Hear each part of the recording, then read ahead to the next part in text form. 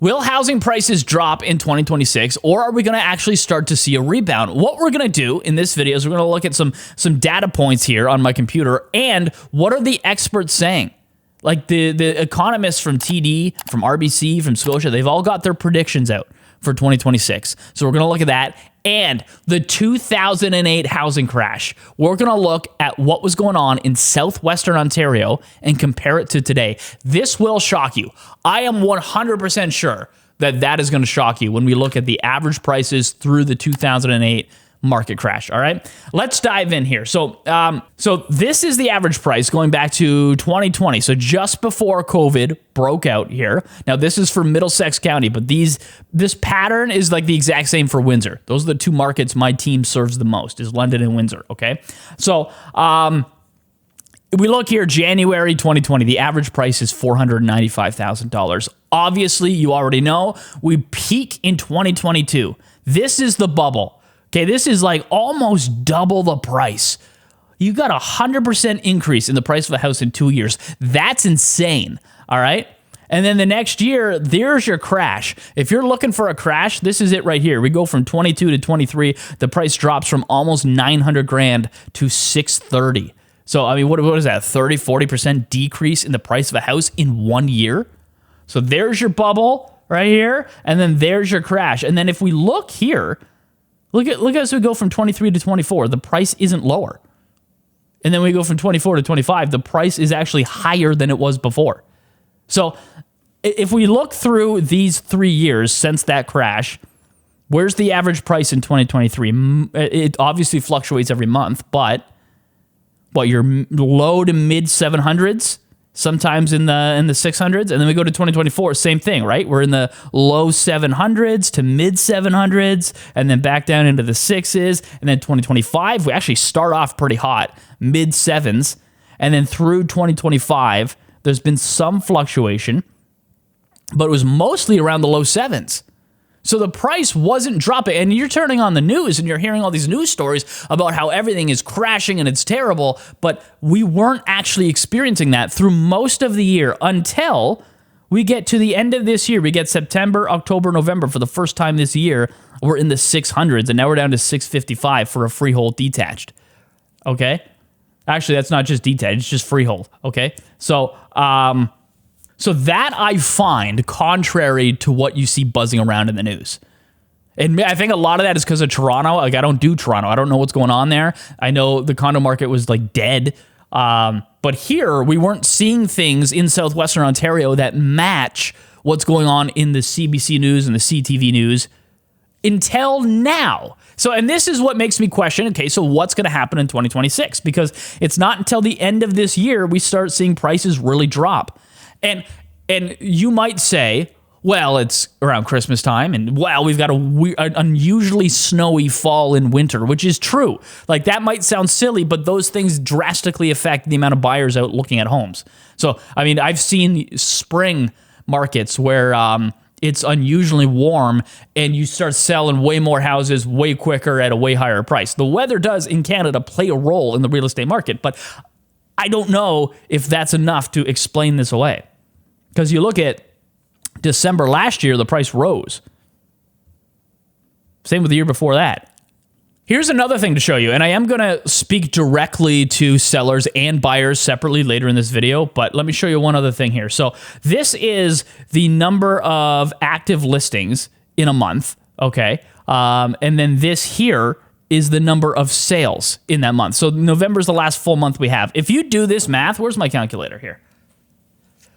So there were 2,105 active listings in the month of November. How many of them sold? Only 378. So 378 divided by 2,105, that's only 17.9% of homes that are actually selling in a month.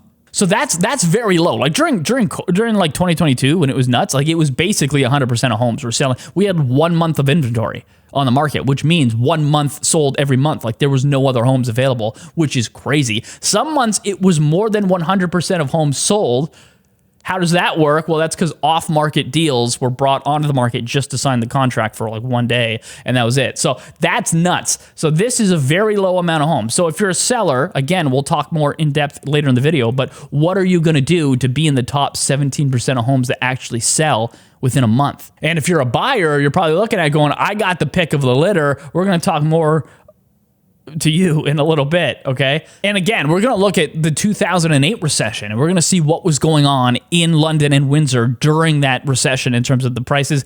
I think it's going to shock you, okay? But anyway, let's actually look at what the experts, the economists, the people that have degrees in these things are actually saying, okay? My name's Ryan. By the way, I'm a real estate agent in Southwestern Ontario, and my team covers London and Windsor. We help people relocate in those cities. If you need help understanding or you have any questions about any of these statistics, feel free to reach out. That's my phone number right there. I'd love to help you out. Also, if you want to know what your house is worth, I'll send you a private video going over the sales in your neighborhood. The link for that is down in the description, all right? Now, let's actually look at what these economists, the guys with the degrees, are saying.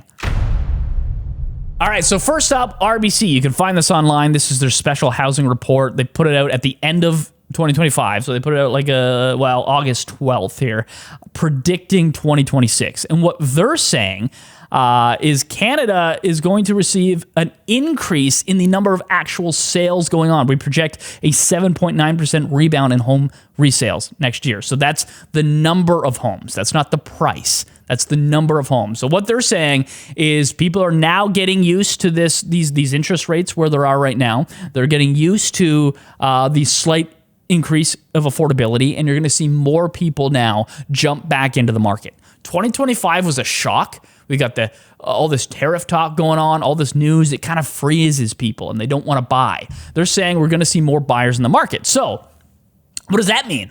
Will prices go up? No, not according to RBC.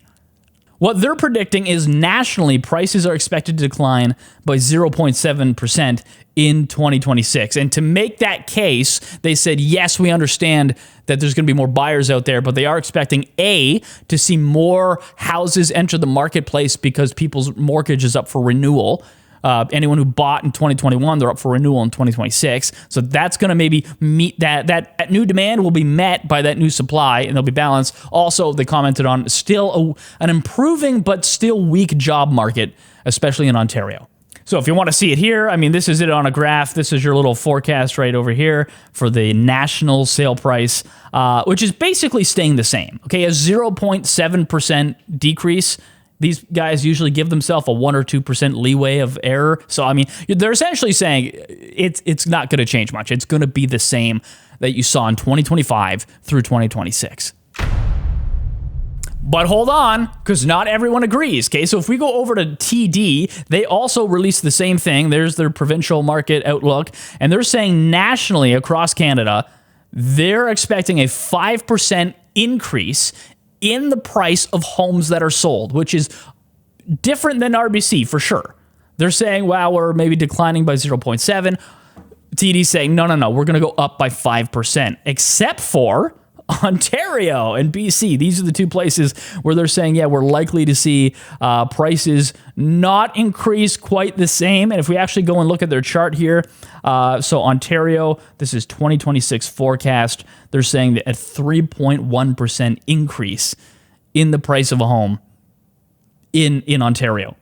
Now, those might sound very different, but they're honestly not that different, especially when like one person's saying pretty much a 0% increase and the other one is saying a 3% increase.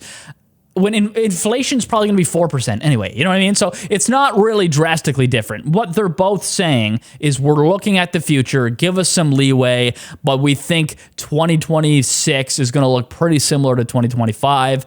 Maybe we drop a tiny bit, maybe we go up ever so slightly, or maybe it's just flat. I mean, that's what they're saying, is we're going to see a flat market through 2026. If you're a seller, don't expect your price to increase necessarily in 2026, especially only by the spring. I mean, these reports are by the end of the year, you're supposed to see that. So I wouldn't count on that too much. So what about interest rates? Well, the Bank of Canada held the interest rate where it is at their last meeting, which I think was December 10th, if I remember correctly. So the overnight rate isn't changing. And what it sounds like is they're finished dropping the rates. This report came out saying Scotiabank says the Bank of Canada's next move will be a rate hike. So they're saying the next time you see any movement whatsoever in the interest rate is probably a rate hike because, again, I mentioned inflation a few minutes ago. They don't want that to start running away again. All right, so now I need to talk to both sellers and buyers separately here, okay? And I will get to the 2008 recession numbers. I do think it will shock you. But first, let's start with sellers. So we spoke earlier that less than 20% of homes that are listed are selling each month, okay? That is not in your favor. That is definitely not a seller's market. And now we find out that the interest rates likely aren't going to decline anymore. So you're not going to get any extra help in bringing more buyers into the marketplace from the interest rates. So what does that mean for you? If you really need to move, it's a must do. You got to move in 2026. What are you going to do to make sure your house is one of those 17% that actually sell? There's two things. One is marketing, that you need to make sure you have an agent that's really going to market your house properly. And then the other thing you need to do is make sure you price it properly. And this is going to be the thing that really rubs you the wrong way, right? Because listen, let me show you something. So this is a little price chart I made to show sellers what happens when you list your house. Do you see this here? Week 1, 2, 3, 4, 5. This is the amount of time your house is listed. And this shows you how much activity you get on the house. In the first week or two, you will overwhelmingly get most of the people that are ever going to look at your house, whether online or in person, then, like in the first 2 weeks. After that, it drops off hard. So if you list your house and you start too high, everyone is going to see your house when it's overpriced and they're not going to be interested. And then by the time you lower the price over here, no one is looking at your house anymore. And now you got a problem, because what do you say when you see a house on the market for a long time? You ask your agent, hey, what's wrong with it? Why has it been up so long? What's wrong with it? The moment people are saying what's wrong with it about your house, you're cooked. It's not going to sell. It's going to sell for under market value, okay?